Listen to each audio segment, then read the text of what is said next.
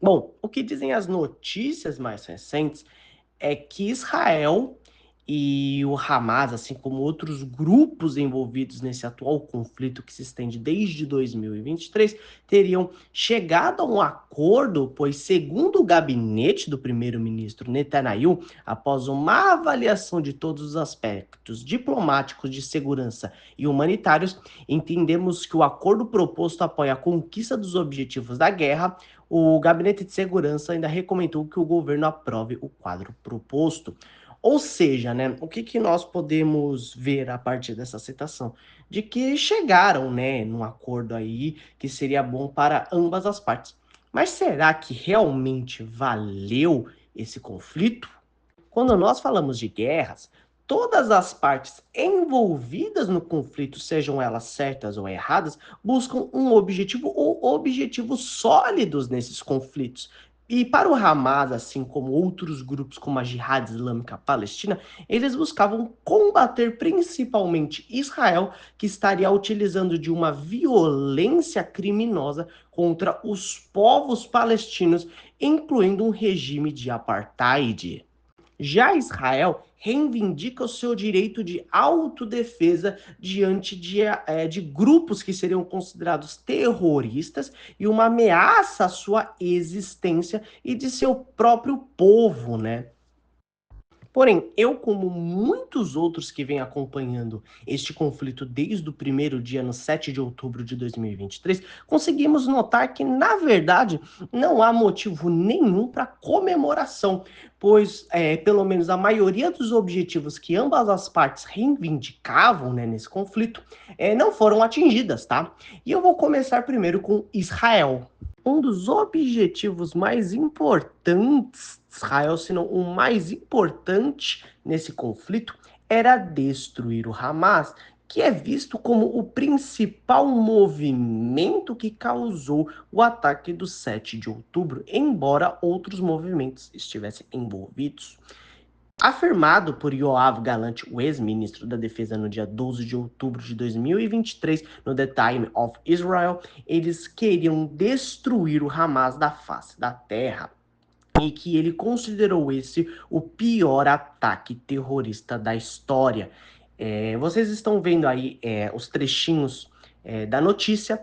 E o que, que isso nos demonstra, né? De que um dos objetivos mais importantes de Israel era destruir o Hamas, só que eles não conseguiram.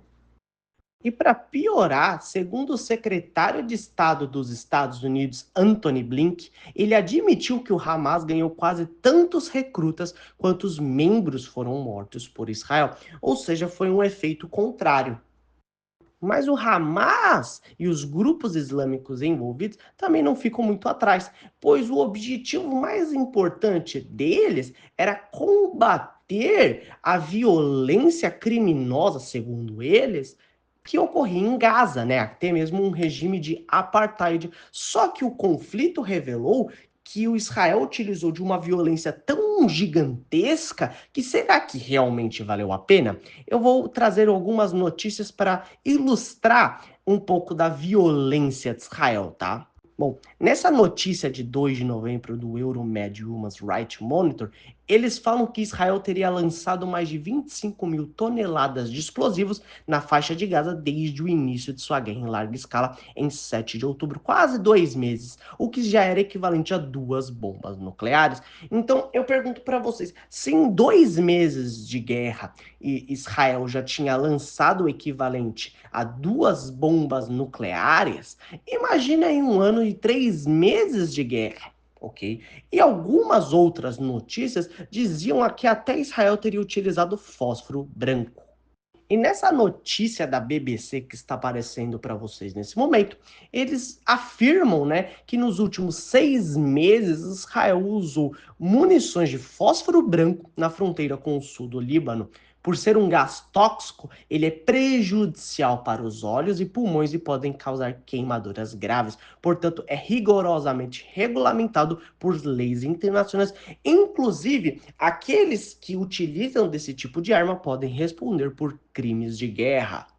Bom, e segundo essa notícia que está aparecendo para vocês do O Globo de 30 de setembro de 2024, a cidade de Gaza viu-se particularmente castigada com 36.611 estruturas destruídas.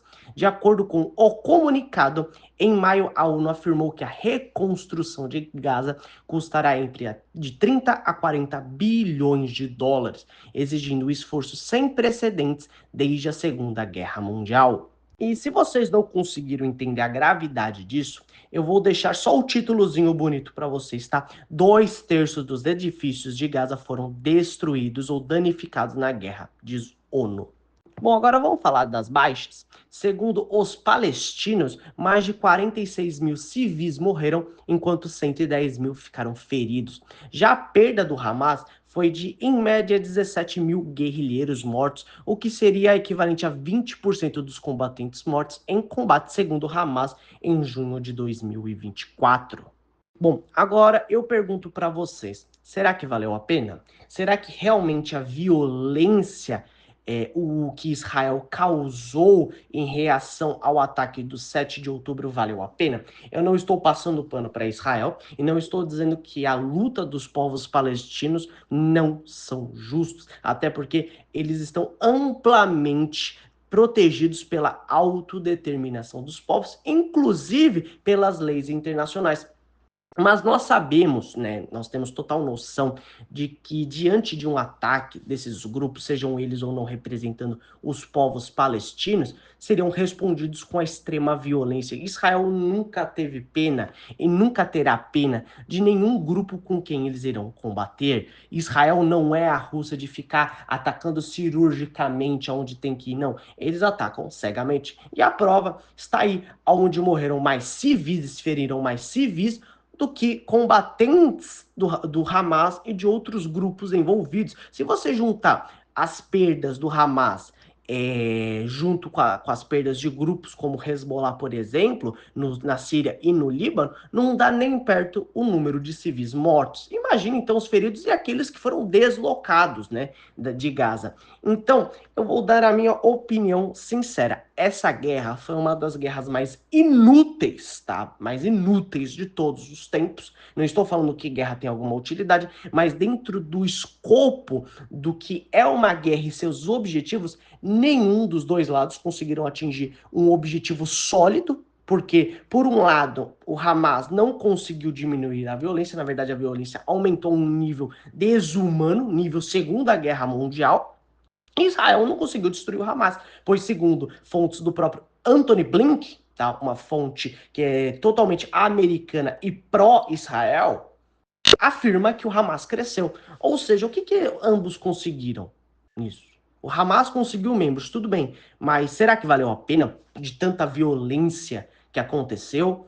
Israel ganhou o que com isso, de utilizar tanta violência, sendo que não conseguiram nem desmantelar o Hamas, mesmo como sendo uma força impressionante? E acredite se quiser, segundo dados oficiais, mais de 169 mil combatentes ativos estiveram no conflito, além de 360 mil reservistas que foram mobilizados. Ou seja, uma força gigantesca, um esforço de guerra gigantesco que envolveu Israel, a Palestina, a faixa de Gaza inteira, né, a Síria e o sul do Líbano.